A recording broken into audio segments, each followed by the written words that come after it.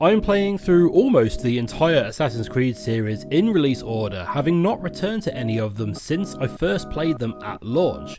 Except for Black Flag, I've played that one several times.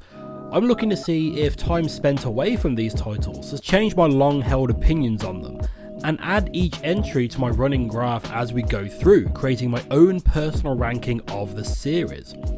Today we come to Assassin's Creed Liberation, which is the first entry in the series that I have never played. Originally released on the same day as Assassin's Creed 3 for the PS Vita, a console I've never even touched, I dismissed this as an unimportant entry similar to Bloodlines, which is still only available on PSP, and those things aren't even available anymore. Were it not for the fact that this comes bundled as part of the Assassin's Creed 3 Remaster, I probably would have skipped this one and gone straight to Black Flag. I am so glad that I didn't do that, because, spoilers, I think this is one of the better entries in the series that I have played so far. This adds some new features and mechanics that, to my knowledge, are unique to this entry, and to my mind pulls off some systems better than Assassin's Creed 3 did. Honestly, if you're already sick of my voice, and I get that, I do, try living with it, please make the only takeaway from this video that this game is worth your time. This is a game of several firsts for the series, with some things even sticking around for another game or two. This is the first female protagonist of the series, something we wouldn't see again until Syndicate, and the first black protagonist, of which I think there's only 2 so far, and this is the first game where Desmond Miles is nowhere to be seen. Again, this was released on the same day as Assassin's Creed 3, so many people playing this at the time may not have realised that Desmond bites the dust in that game. The modern day stuff here is incredibly light touch and doesn't really affect anything. The same can be said about the precursor race stuff that just seems to have been included to tick a box. You take on the role of a computer game enthusiast, okay, try to keep up with me here, who has just bought a new Abstergo games console. It seems like this console contains the memories and experiences of only one person, this being Aveline de Grandpré, which I'm probably mispronouncing, and is a French Haitian lady living in New Orleans during the French Louisiana era and later the Spanish occupation of the region. Like with Assassin's Creed 3, this is a period of history I know bugger all about, but the historical backdrop isn't really the focus here. This is a smaller scale story about Aveline and her adventures. Aveline is a member of the Assassin's Brotherhood right from the start, as well as being a lady of status thanks to her French business-owning father. Aveline spends her days primarily doing what she can to free slaves, something that her stepmother helps her with, but she also fulfills her assassin duties whenever Templars pop up, and she also has an active role in running her father's business. Her mother disappeared when she was a little one, so she's also keeping an eye out for her too. With the main focus of the story being about freeing slaves, there is a lot less to keep track of and the story is generally easier to follow along. There's the typical conspiracy stuff going on too, and towards the end the jumps between scenes did get a little bit jarring to the point where I struggled to fully understand what was happening. The story felt quite rushed to me and I ended up finishing the game much sooner than I expected to. I think that this is also the first and possibly only game in the series where we fight alongside another protagonist. A lot of this game happens at the same time as 3, and one mission sees Aveline help to smuggle military equipment to a group of patriots to help with the revolution. Aveline travels to New York to meet up with Connor, and they work together to help track an elusive target for Aveline. There is a bit of a twist in the story at the end, which I'll admit I didn't see coming, but only because it was being signposted to be something else, and I didn't quite get what the big conspiracy was supposed to be.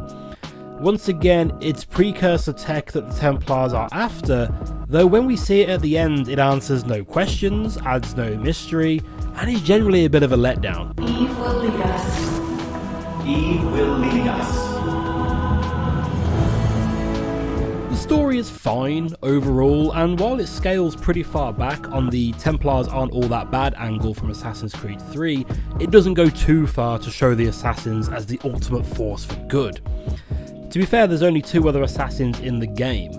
Aveline's mentor, Agathe, who seems to think that she's not taking things seriously enough, and her mate Gerald, who seems to be there to help Aveline with admin and to have his name on property deeds, because it was easier for white men to get stuff done in those days. still is now, for being honest. The story did make me think about the Assassin Brotherhood and how useless they kind of are though. I got the slight impression during Assassin's Creed 3 that the Templars sometimes don't seem to see the Assassins as their long-time mortal enemies. Instead, they see them as a bit of a pain in the ass that keeps on popping up every so often. Now, this game establishes a Louisiana-based assassin's cell. In Black Flag, we meet the West Indies cell, and in this game we directly interact with Connor, who is part of the American colony cell.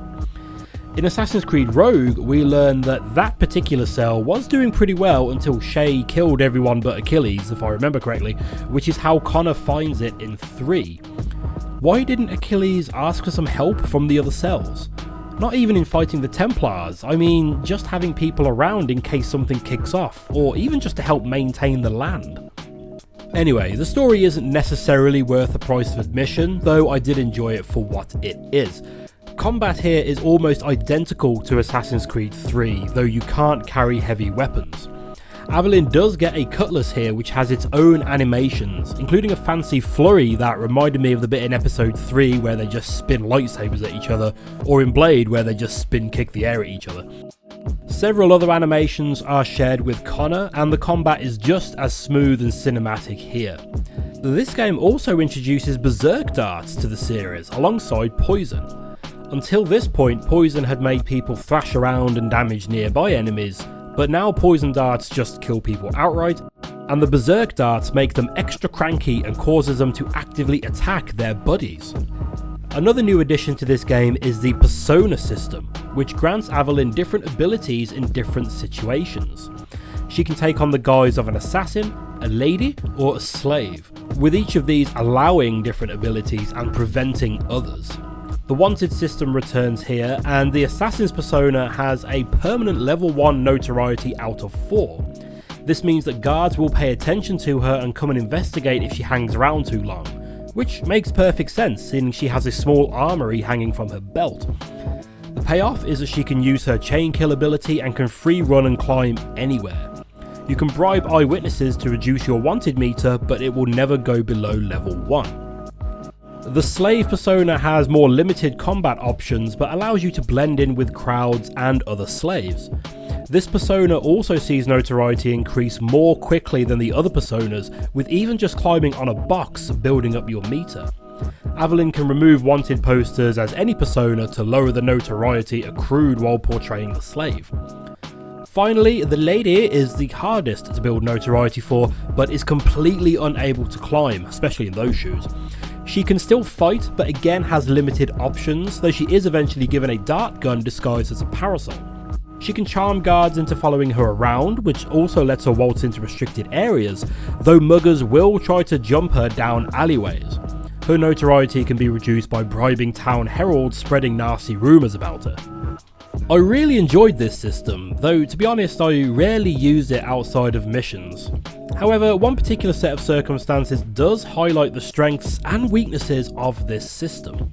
I had a side mission where I had to visit several camps in the swamp and avoid combat. Dressed as an assassin, I was set upon on sight.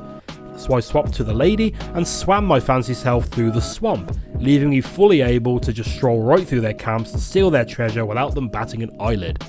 Excellent, job done. However, I went into the next story mission without changing, and the mission takes place on a raft.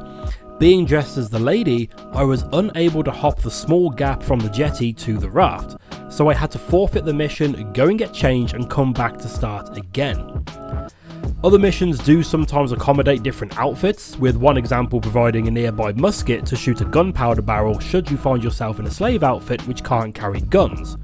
At least not until you buy a pocket gun later on, though I never managed to get that during my playthrough. The game only features one city, that being New Orleans, but also has a few side areas that you can go back and forth between, and one area that you visit once. The city itself, it's probably about half the size, maybe, as one of the cities from the first game, but then this was designed for a portable console, so that's understandable. You do travel to most parts of the city though, and while I still feel that Constantinople is the most enjoyable map to get around in, this one does have distinct areas that allow you to put together a mental map in your head about where you are in relation to everything else. You can also explore the Bayou and Chichen Itza, a small map set in Mexico which also contains a precursor site.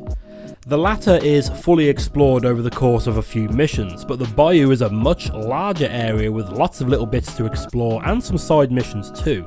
I do enjoy the aesthetics in this environment, and there's usually enough tree coverage for you to be able to parkour wherever you need to get.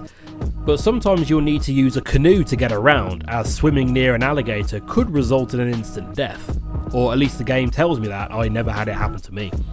The boats control a bit floaty, which is arguably exactly how a boat should handle, but I got stuck more than a few times and found it more reliable just to swim, despite it taking a bit longer to get around. You also end up with a whip about halfway through the game, which can be used as a less lethal alternative to the rope dart from 3, which is fun enough in itself, but it also opens up some extra traversal mechanics, allowing you to use it as a rope swing.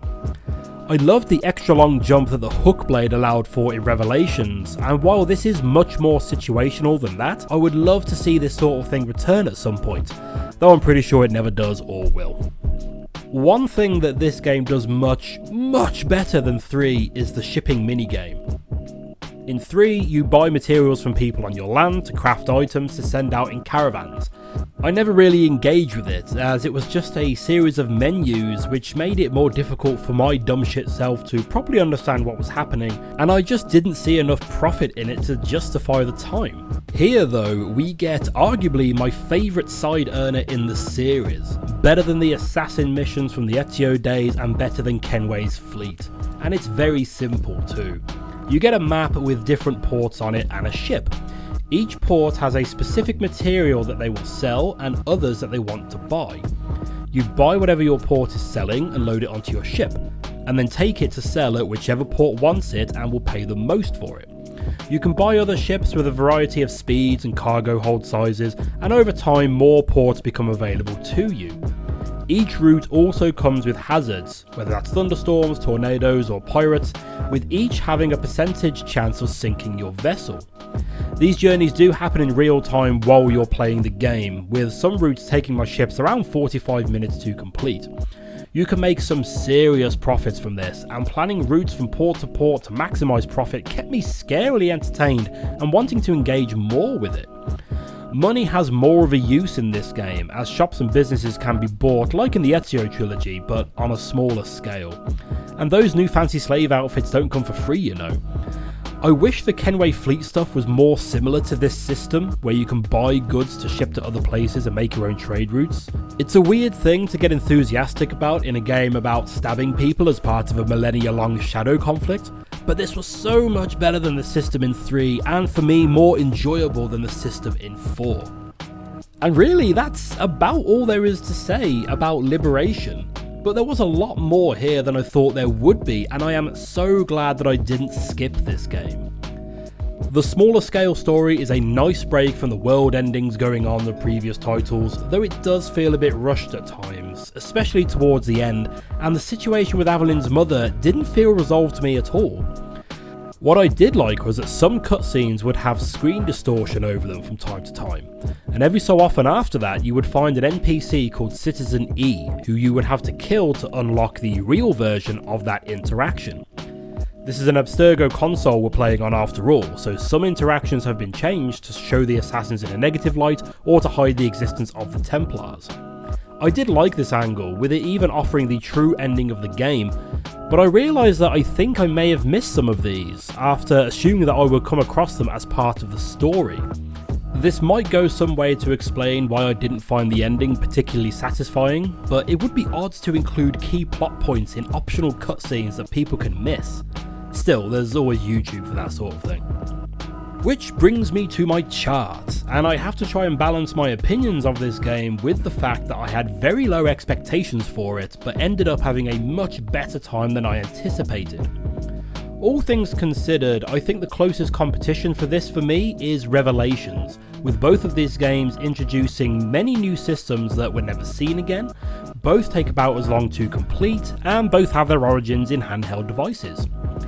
If Revelations had a less interesting city to navigate, then this would be much easier, but with that and the Altair flashbacks being my favourite bits of Revelations, I don't think it's enough to rank it higher than Liberation. I willingly engage in the side activities in this game compared to avoiding almost all of them in Revelations. The hook gay gets a spiritual successor in the whip, and the combat is more satisfying here. It is a close one, and I have rewritten this verdict a couple of times, so I'm sure it'll cause some minor controversy, but if I'm being honest with myself, I'd sooner return to Liberation rather than Revelations. Which brings us to the end of the video and leaves us looking forward to the mighty Black Flag for the next installment. Possible spoilers, but that will probably sit at the top of the chart and remain there undefeated, but hopefully I'll find something to talk about that hasn't been shouted from the mountaintops already. I'm streaming my playthrough of the series over on Twitch, so feel free to join me and put down my opinions and gameplay abilities in real time, or just leave a comment here that I can read in a haze just before I go to bed. Hey them, Connor. Edward, the pirate. Yar, matey. Very exciting. Welcome aboard.